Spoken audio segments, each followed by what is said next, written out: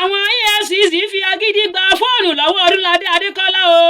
wọ́n ní ó ń ṣe yahoo èmi kọ́ mo sọ o ìròyìn kúmọkùmọ ẹni ló sọ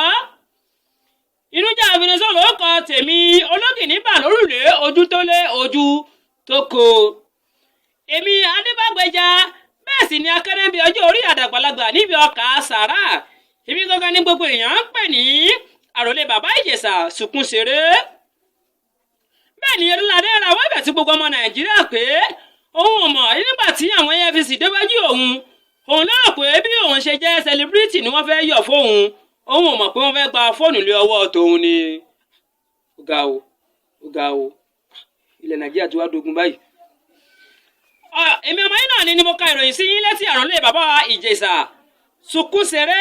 ẹni tó ṣe onígbọ̀wọ́ ìròyìn náà ni orúkọ ò tí yí padà bẹ́ẹ̀ ni King Infinity MC Olúọmọ pẹ̀lú Koko Zaria ẹni tó ṣe olùdarí ìròyìn náà ni kò tí yí padà Ṣeun Ọláìyá ẹ̀là nílẹ̀ bí ẹsẹ̀ ran ìròyìn sì ń tẹ̀síwájú ẹ má bí mi ní kókó inú ìwé ìròyìn o.